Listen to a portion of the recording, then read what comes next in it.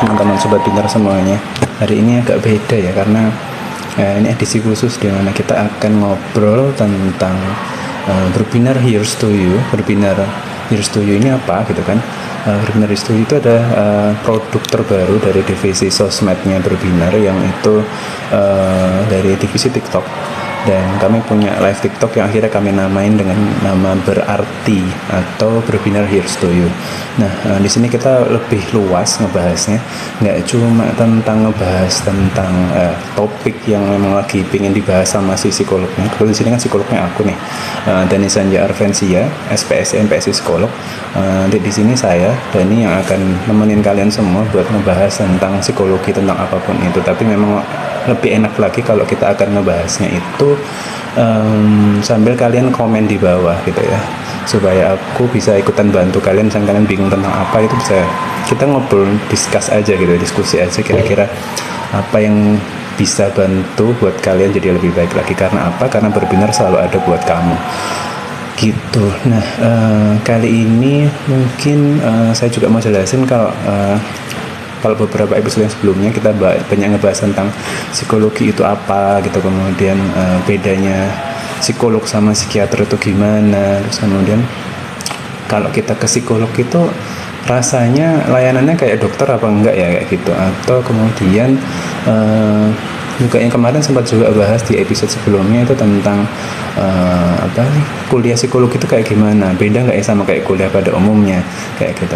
Nah, kemudian juga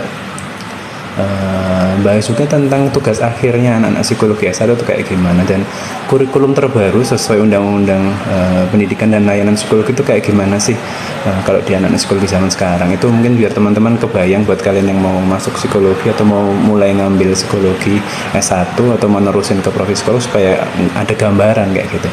Kalau kemarin itu sedikit juga ngebahas tentang kayak ada orang nanya nih di Gojek atau Grab atau kalian naik Maxim atau apapun itu bentuk online drivingnya gitu yang kalian gunakan layanannya, terus tiba-tiba kadang sebagian psikologi ditanyain kayak sebenarnya bisa nggak sih nebak gitu, kira-kira orang psikologi itu bisa nebak nggak karakter kepribadiannya gimana, ciri-cirinya kayak gimana, atau kelemahan-kelebihannya. Nggak semudah itu ya guys, nggak Sobat Binar nggak bisa langsung nanya gitu ke teman-teman kalian yang di psikologi. Misalnya teman kalian ada yang satu KKN, satu kelompok KKN ternyata anak psikologi, terus kalian tanyain coba gambar manusia atau gambar pohon, terus aku kayak gimana, nggak bisa kayak gitu juga ya bisa kelihatan sedikit, tapi itu pun kalau kita ngomong tentang gambar grafis itu yang lebih berhak buat ngobrol itu adalah psikolog ya. Buat teman-teman S1 yang baru ngambil pemahaman sederhana atau pemahaman dasar dari tentang psikodiagnostik, itu belum bisa cukup valid omongannya atau belum bisa dipertanggungjawabkan omongannya, sehingga kalian nggak boleh langsung percaya gitu aja. Karena untuk kita bisa ngebahas tentang karakteristik kepribadian seseorang dari sebuah gambar atau pakai metode apapun itu nggak bisa cuma sebentar terus kita tahu, tapi kita harus pakai beberapa cara. Salah satunya yang mana aku bahas tentang adanya observasi, wawancara, dan juga ada psikotes kayak gitu. Nah, selain itu kalau hari ini kira-kira bahas apa gitu ya enaknya ya.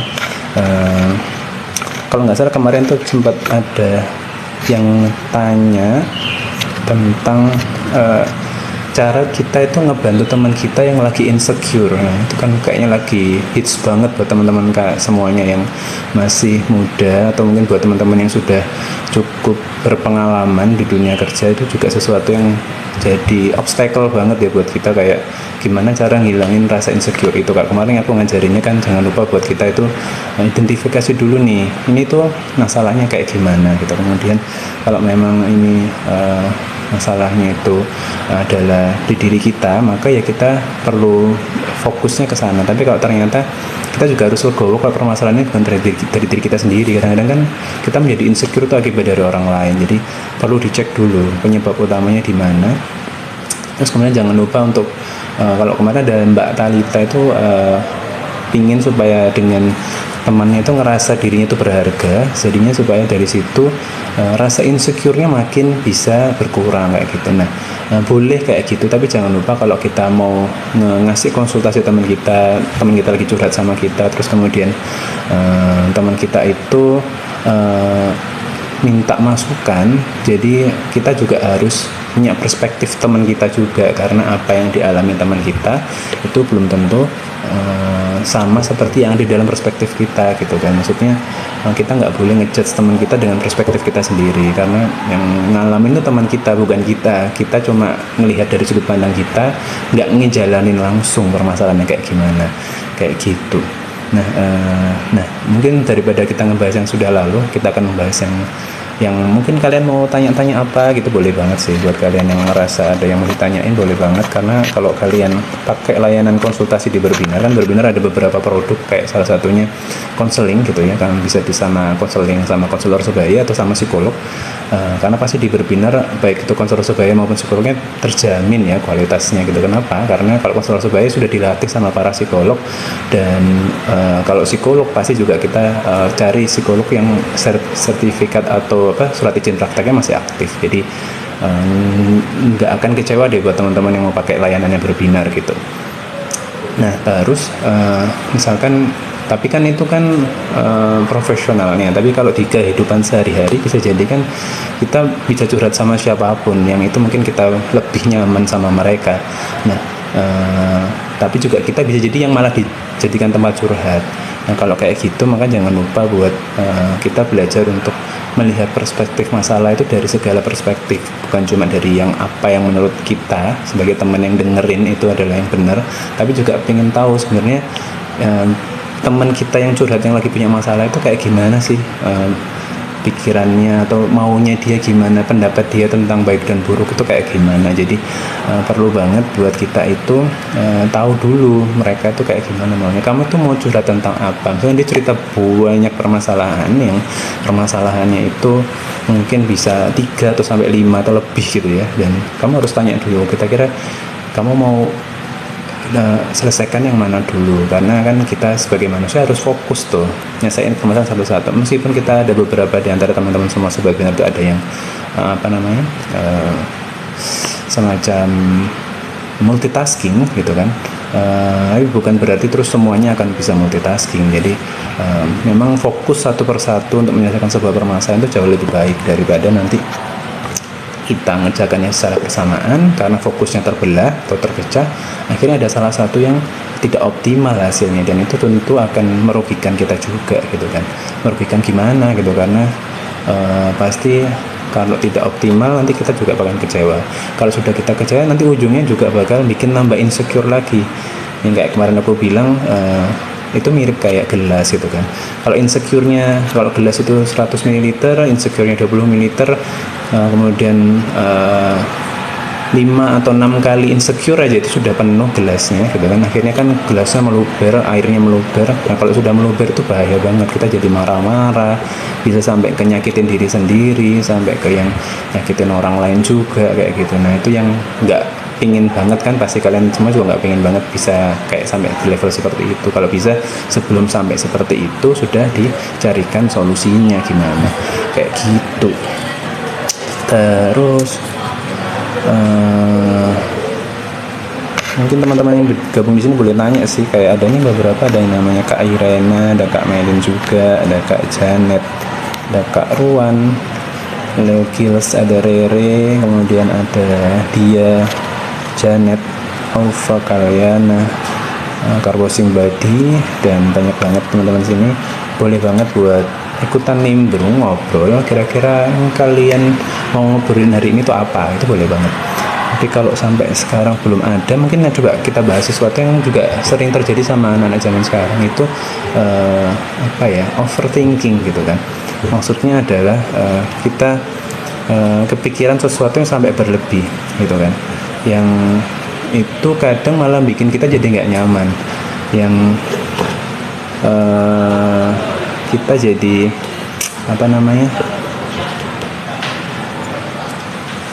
jadi malah kesulitan buat ngerjain sesuatu yang harusnya mau kita kerjain saat ini kayak gitu kan.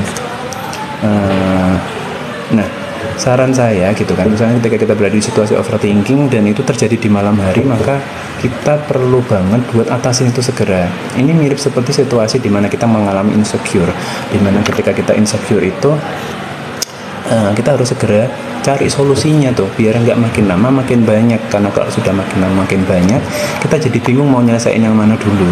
Kalau kita sudah kesulitan buat mau nyelesain yang mana dulu, akhirnya kayak semuanya jadi keteteran, jadi kayak nggak selesai satunya lagi nambah, belum selesai juga, akhirnya nambah semuanya kayak gitu.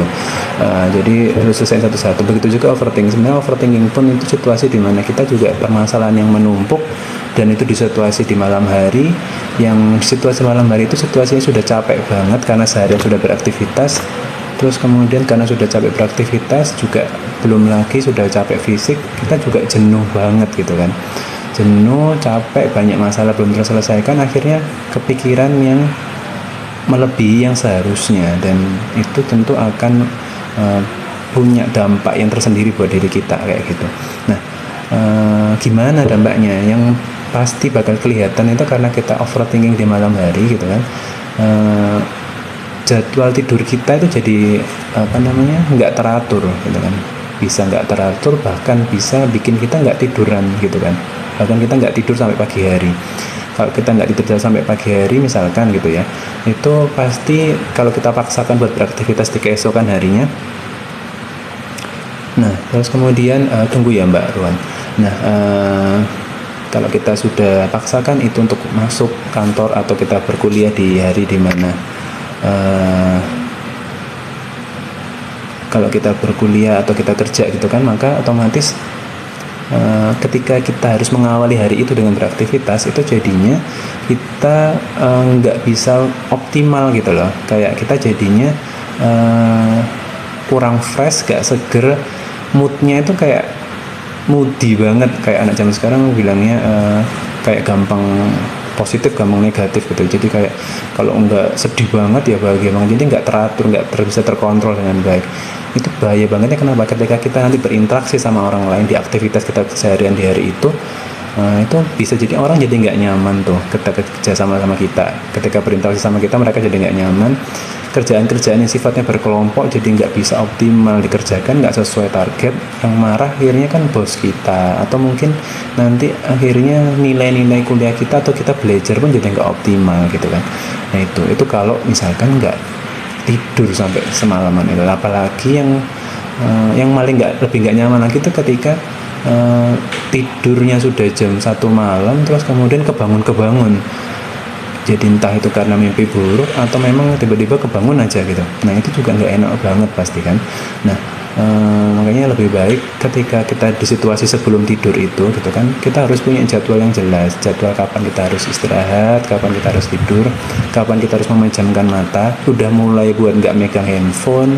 Nah itu juga harus disesuaikan, ada waktu yang pasti. Nah dan itu nggak semudah itu gitu kan. Nah yang penting bikin dulu tuh jadwalnya. Udah dibikin jadwalnya, terus kemudian jangan lupa buat belajar untuk berkomitmen. Komitmen itu nggak semenit 2 menit langsung bisa gitu, tapi itu berproses. Mungkin sekarang kamu tidurnya awalnya jam 1 malam jadi jam 12, dari jam 12 menurun lagi jadi jam setengah 12. Jadi pelan-pelan, nggak bisa langsung berubah. Nah sebelum tidur juga jangan lupa semua pikiran-pikiran yang itu mengganggu dan apapun itu, kalau bisa langsung dicarikan solusinya. Maksudnya solusi itu bukan solusi yang langsung beres ya, tapi rencananya dulu. Paling ini kita jadi tenang, oh besok aku kalau ketemu masalah ini lagi, aku sudah punya nih rencananya, aku bakal tak giniin. Paling enggak itu akan merepress atau tone down atau mereduksi rasa stressful yang kalian rasakan. Yang itu sebenarnya kalian nggak rasain. Yang ada di pikiran kalian kan ada pikiran ini, ada pikiran ini, ada pikiran ini kayak gitu, dan semua pikiran itu ketumpuk jadi satu, dan kalian jadinya ngerasa itu ngeganggu banget gitu kan. Dan kalau ngeganggu banget, tidurnya jadi nggak optimal, kebangun bahkan nggak bisa tidur. Makanya penting banget buat mulai mungkin self talk, atau kamu ngobrol sama dirimu, atau kamu coba memang kalau lagi pegang HP belajar untuk cari-cari di internet solusi-solusi yang memungkinkan apa, dan itu direncanakan dikerjakan besok. Dan itu yakini betul ke dalam dirimu, oke, aku nemu ini dan jawabannya mungkin aku akan coba besok kayak gitu. Jadi coba buat apa ya, semacam semi afirmasi diri kayak gitu. Jadi pasti kalau aku udah nemuin ini, aku akan coba besok. Mudah-mudahan hasilnya akan jadi lebih baik daripada sebelumnya aku nggak punya solusi kayak gitu.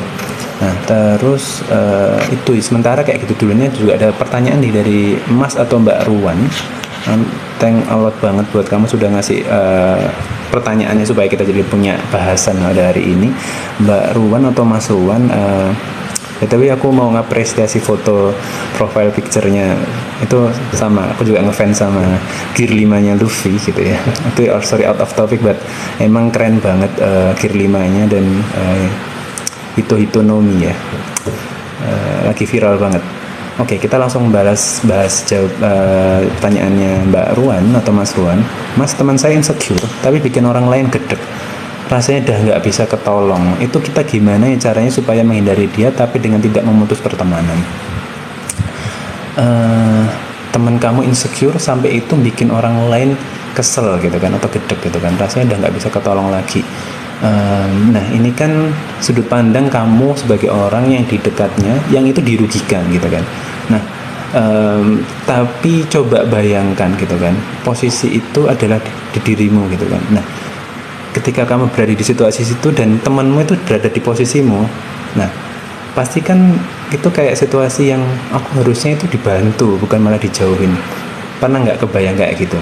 Nah tapi mungkin situasinya Mbak atau Mas Ruan ini lebih beruntung karena ketika berada di situasi yang sama, kamu lebih punya banyak solusi, kamu lebih punya lingkungan yang suportif, yang itu bisa membangun motivasi kamu, jadi kamu bisa terbangun rasa insecure-mu, terus kemudian jadi lebih secure dan kemudian jadi percaya diri, confident buat ngatasin masalah-masalahmu. Jadi memang support lingkungan tuh penting banget. Tapi paham banget sih ya, kalau aku juga ngerasain kita ada di situasinya Mas atau Mbak Ruan ini, pasti itu juga nggak nyaman banget. Tapi bukan berarti terus kita akhirnya memutus pertemanan itu, karena dengan memutus pertemanan itu pasti akan menambah rasa insecure yang dia rasakan. Insecure temanmu tadi itu yang dirasain. Bisa jadi ketika kamu putus pertemanan itu, maka ketika dia mau berinteraksi sama temennya yang lain yang juga diperlakukan sama seperti kamu, dibikin jadi gedek juga, itu makin terasa nggak nyaman, melebihi rasa nggak nyaman yang dirasain sama Mas atau Mbak Ruan. Kebayang kan? Jadi semakin tebel, semakin dalam rasa insecure-nya, maka semakin orang lain menjadi tidak nyaman. Nah, ada kemungkinan seperti itu, dan kemungkinan itu bisa kita coba kurangi. Mungkin kita nggak bisa menjadi orang yang buat ngasih tahu dia buat gimana-gimananya supaya dia lebih baik ya, tapi paling nggak bikin sebuah komunikasi yang normal-normal aja, komunikasi yang sehari-sehari aja, yang itu mungkin buat kamu nggak pengen terlalu deket ya nggak apa-apa, it's okay, tapi juga kamu jangan terus benar-benar memutus pertemanan, karena dengan begitu entah insecure yang dia rasakan tuh kayak gimana, topik atau konteksnya gimana, kita nggak pernah tahu kan, karena dirinya ya dirinya, dirimu adalah dirimu, diriku adalah diriku, dan seterusnya seperti itu. Setiap orang punya rasanya masing-masing, feel, think, dan how to perceive-nya setiap orang tuh beda-beda gitu kan. Dan tentunya itu akan nggak bisa kita nilai gitu aja. Mungkin kamu tahu dia insecure karena kamu ngelihat dia dari segi perilakunya, tapi bisa jadi yang dia rasakan itu nggak cuma insecure, tapi mungkin dia juga perlu dibantu. Dia tuh pingin ngobrol sama kamu, interaksi, tapi caranya tuh nggak bener, salah, sehingga orang lain ngerasa itu nggak nyaman. Ini kok gini sih rasanya, kok nggak enak banget, kok gedek banget rasanya, pingin misalkan pingin nonjok atau apa kayak gitu ya. Tolong seperti itu mungkin mulai dikurangi ya teman-teman webinar semuanya. Kenapa? Karena memutus pertemanan atau memutus sebuah lingkungan yang harapannya bisa suportif itu tidak malah menyelesaikan permasalahan. Betul, itu akan menyelesaikan permasalahan dengan kamu, tapi tidak menyelesaikan permasalahan dengan dia dan orang lain kayak gitu. Jadi mungkin kita tidak perlu menambah permasalahan yang dia hadapi, rasa insecure yang dia rasakan, tapi mungkin kita bisa tetap menjaga lingkungan yang kondusif gitu kan. Kondusif itu seperti apa? Ya udah Kalau dia nggak nyapa ya udah nggak apa-apa, tapi kalau kamu pas ketemu papasan ya coba tetap disapa, tapi nggak perlu sampai yang ngobrol-ngobrol gitu banget, karena kamu yakin kamu bakal ngerasa nggak nyaman, ya gitu aja. Tapi jangan sampai benar-benar yang diputus banget, karena pasti itu akan menambah permasalahan yang muncul. Bisa jadi dia semakin insecure dan semakin akan merugikan orang lain. Kan kita nggak pernah tahu efek sampingnya dari kamu memutuskan itu seperti apa. Bisa jadi persepsi dia tentang hubungan dia dan kamu itu sedekat itu, karena kamu mungkin selama ini nggak menunjukkan respon-respon yang gedek itu, mungkin karena kamu begitu menjaga perasaan. Kan ada beberapa orang yang aku inilah nggak tega sama dia, ya udah tak tahan-tahan dulu, aku tahan-tahan dulu supaya waktunya pas nanti aku akan ngomong buat kita akan putus dari pertemanan, mungkin kayak gitu ya. Tapi mungkin buat yang lain juga beda juga gitu. Jadi tetap aja diajak, maksudnya disapa dan segala macam, tapi kemudian mungkin kamu tahu ada sosok yang mungkin tuh care sama orang ini gitu kan, atau mungkin sosok yang mungkin bisa jadi impactful sama orang ini. Nah, mungkin coba disampaikan kepada orang ini, mungkin itu yang akan jadi salah satu lingkungan suportifnya dia gitu kan. Karena jujur gitu ya, buat orang-orang insecure itu sebenarnya mereka itu terkadang hanya butuh orang yang tepat untuk bisa jadiin dia jadi lebih termotivasi, biar dia jadi lebih benar. Nah, mungkin kamu bukan orang yang tepat, karena kamu merasa nggak nyaman dan segala macam, tapi mungkin ada orang yang tepat yang bisa bikin dia jadi lebih baik. Jadi mudah-mudahan itu kejawab ya. Jadi mungkin banyak sekali orang yang annoying di luar sana, tapi terus kemudian kita juga jangan membuat situasi annoyingnya itu semakin meluas gitu ya. Mungkin kita cukup simpan itu sendiri, belajar untuk tidak terlalu memperhatikan situasi yang dialami itu, karena kita jadi tahu kan, oh emang orangnya kayak gini, mau gimana lagi kayak gitu. Jadi kita yang dalam tanda kutip lebih waras, maka lebih baik enjoy the moment with other thing gitu ya. Kita harus coba aktivitas yang lain yang mungkin bikin kita jadi lebih happy gitu ya. Kita tetap harus happy meskipun kita punya lingkungan yang toksik, kita tetap harus keluar dari lingkungan itu. Kita tetap kenal sama mereka, tapi bukan terus kemudian memutus hubungan, enggak, tapi ya kita harus aktif dengan aktivitas yang lain yang lebih positif gitu kan, supaya kita tetap bisa jadi manusia yang sejahtera sesungguhnya gitu. Jangan sampai kita sendiri terlalu ngurusin orang lain atau terlalu dibuat jadi enak sama orang lain, akhirnya kita sendiri lupa bahwa sebenarnya kita juga berhak untuk bahagia. Mudah-mudahan Mas atau Mbak Ruan terjawab ya pertanyaannya. Ada Mbak Irena juga rupanya. Mari kita jawab. Ada cara kita bisa lebih terbuka dengan ortu yang strict, gimana ya Mas gitu kan. Nah, ini permainan perspektif sebenarnya, sama seperti yang dialami Mas atau Mbak Ruan tadi. Mbak saya Mas. Mbak saya Mas. Mbak Ruan, maaf baru baca di bawah-bawahnya itu ternyata Mbak Ruan ini adalah Mbak, bukan Mas gitu kan. Oke, salam kenal buat Mbak Ruan. Oke, kita jawab pertanyaannya Mbak Irena. Nanti mudah-mudahan terjawab ya Mbak Ruan atas jawabannya pertanyaannya tadi. Mudah-mudahan bisa jadi lingkungan yang meskipun tidak suportif buat orang itu, tapi bisa tidak memperburuk situasi yang sedang dihadapi oleh temannya gitu. Buat Mbak Irena nih, ini pertanyaan menarik. Kenapa kok permainan perspektif aku bilangnya gitu? Jadi terjadi di situasinya kita siapapun itu ya, yang di Mbak Ruan, Mbak Irena gitu kan, bahwa kalau kita itu memandang sesuatu yang itu nggak nyaman, nggak bagus, nggak suka, nggak mau, yang enggak semuanya itu kan sebenarnya kan situasi yang awalnya sebenarnya juga insecure yang kita rasakan gitu kan.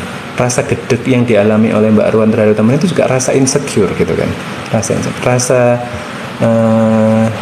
diperlakukan strict oleh orang tua yang dialami oleh Mbak Irena atau siapapun itu yang diceritakan Mbak Irena ini kan bisa jadi juga rasa insecure yang muncul gitu kan. Rasa insecure itu kan muncul juga hasil dari proses membandingkan dari apa yang kita lihat yang menurut kita terlihat lebih nyaman, kita bandingkan dengan apa yang kita miliki yang menurut kita itu tidak senyaman itu gitu kan. Nah, akhirnya kita bermain perspektif dengan orang itu di IG, di sosmed, di TV atau di YouTube semuanya kelihatannya kok bahagia. Atau kita lihat teman kita yang kita saling follow, atau kita punya teman di kampus yang ternyata dunia sosmednya dia begitu membahagiakan, orang tuanya begitu suportif. Apakah seperti itu? Nah, itu yang kita harus jadikan pertanyaan. Perspektif yang ditampilkan oleh orang lain itu kan perspektif yang ingin ditampilkan saja, tapi bukan berarti perspektif sesungguhnya.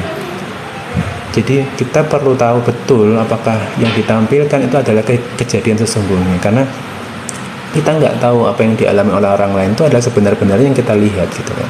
Itu dulu, kalau memang itu terkait bagaimana cara kita membandingkan. Tapi kalau bukan karena itu yang terjadi, kenapa kok orang tua itu menjadi strict, itu pasti ada alasannya, dan alasannya itu yang kita nggak pernah tahu sampai sekarang gitu kan. Dan yang harusnya kita lakukan sekarang adalah mencari tahu kok bisa orang tua kita se-strict itu.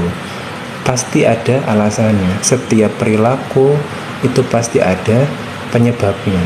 Setiap penyebab pasti ada penyebab sebelumnya lagi, dan begitu seterusnya. Ini sebuah lingkaran gitu kan, yang atau sebuah rantai yang itu tidak akan pernah putus. Pasti ada cerita-cerita sebelumnya.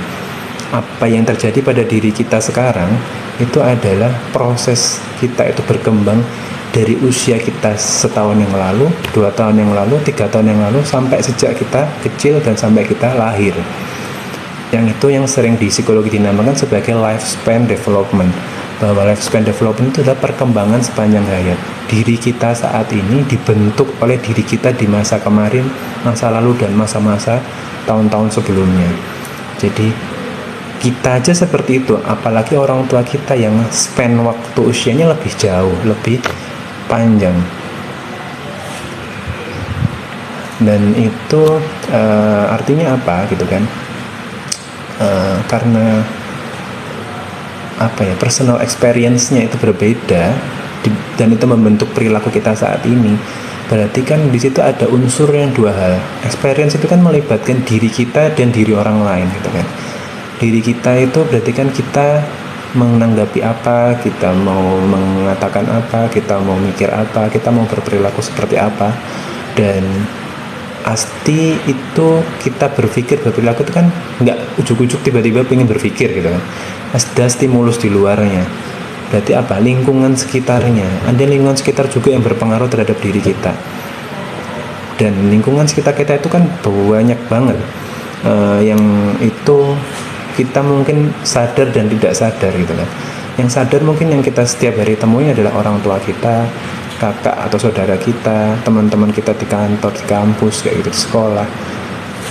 Yang enggak kita sadar mungkin ada orang-orang tertentu yang sebenarnya kita, yang dia care sama kita, tapi kita sendiri nggak ngerasa mereka segitu care-nya, tapi kita ngerasain manfaat care-nya mereka terhadap kita gitu, mereka terhadap kita kayak gitu. Nah, itu yang kadang-kadang kita juga nggak sadari gitu kan, bahwa sebenarnya ada alasan kenapa semua itu terjadi.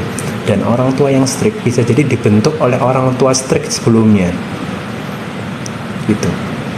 Karena kadang-kadang ada prinsip seperti ini di dalam otak kita. Aku lupa, ada salah satu penelitian gitu ya yang dilakukan oleh peneliti di luar negeri, itu yang bilang bahwa semakin kita bilang tidak, jangan, maka semakin iya gitu kan. Mungkin ketika orang tuanya yang diceritakan oleh Mbak Irena, nggak tahu orang tuanya siapa ya, orang tua Mbak Irena atau orang tuanya teman-teman Mbak Irena, itu strict itu bukan jadi pilihan. Kalau bahasa Naruto-nya itu bukan jalan ninjanya gitu kan, kalau katanya Naruto. Nah, bukan jalan ninjanya sih orang tuanya si Kak Irena atau Mbak Irena ini, atau mungkin teman-teman Mbak Irena. Mungkin mereka ngerasa itu sesuatu yang nggak nyaman karena itu orang tuanya waktu itu ngerasa nggak nyaman, melakukan yang sama terhadap mereka berdua ini, orang tua kamu gitu kan. Dan semakin tidak mau dilakukan itu malah secara nggak sadar dilakukan gitu kan.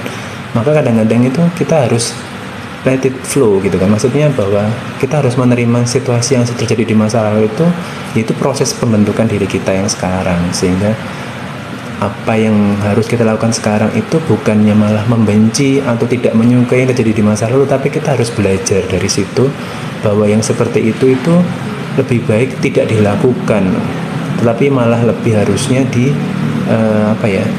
disesuaikan dengan kondisi anak-anak zaman sekarang gitu kan. Yang mungkin nggak semua anak itu suka diperlakukan secara strict. Dan yang perlu diketahui juga oleh Mbak Irena atau teman-teman saudara semuanya, tidak semua anak juga itu suka diperlakukan tidak strict. terlalu demokratis itu juga ada beberapa orang yang nggak suka sejujurnya. Ada beberapa anak atau beberapa orang itu yang ketika diberikan kebebasan itu malah nggak nyaman, karena mereka merasa harusnya aku diberitahu nggak boleh gini, aku tuh harusnya dilarang gini. Tapi karena orang tua yang terlalu demokratis, terlalu bebas, akhirnya ya udahlah kamu gini-gini, malah ada yang nggak suka gitu kan. Nah itu yang kadang kita juga nggak ngelihat dari perspektif itu. Dunia ini tuh bukan cuma kita aja yang hadir, tapi di sana juga banyak dunia orang lain yang juga berorang tua, dan bisa jadi mereka mengalami situasi yang berkebalikan sama kita gitu. Terus kemudian lalu kalau kita tahu seperti orang tua kita seperti itu, oke. Kemudian apakah kita bisa mengubahnya? Sangat kecil kemungkinannya kita bisa mengubah karakter orang yang sudah dewasa gitu ya, sangat kecil sekali. Tapi tidak ada yang tidak mungkin gitu kan. Tapi kemudian bagaimana cara kita berinteraksi agar suasana rumah juga jadi lebih enak? Dan itu jadi salah satu pertanyaannya Mbak Irena gitu, bahwa sebenarnya kalau kita berada di situasi yang orang tua kita yang strict, maka alangkah baiknya kita coba kasih tahu dengan perspektif reasoning yang jelas. Mungkin itu tidak sepenuhnya akan berjalan dengan baik ya. Kadang malah kita dianggap sebagai anak yang sok tahu, atau kita jadi anak yang kok berani ngasih tahu orang tua, kan kamu lebih kecil, kamu tuh lahir dulu siapa gitu, lebih pengalaman siapa, ini kayak gitu tuh kejadian di rumah-rumah gitu ya. Nah bukan berarti terus kayak gitu. Makanya pentingnya kita melihat, merasakan, dan kalau bahasa psikologinya itu empathic understanding, itu tuh perlu banget diasah buat kita sebagai anak yang zaman now ya. Kenapa? Karena kita nggak pernah bisa menentukan kita akan terlahir dari orang tua yang seperti apa gitu kan. Nah dari itu kita sekarang harus belajar, orang tuaku tuh kalau setiap seperti ini maka akibatnya seperti ini, kalau dia berperilaku seperti ini itu diakibatkan dia seperti ini, cara berpikir dia itu dipengaruhi oleh ini kayak gitu tuh. Coba belajar untuk melihat, terus akhirnya kita akan menemukan kira-kira dengan situasi dari strength, weakness, opportunity, and threat-nya orang tuamu itu yang strict itu, kita jadi nemuin, ini loh, mungkin kalau kita ngobrol, kan kita nggak bisa langsung kalau bahasanya orang rekaman itu one take gitu ya, sekali coba langsung berhasil, itu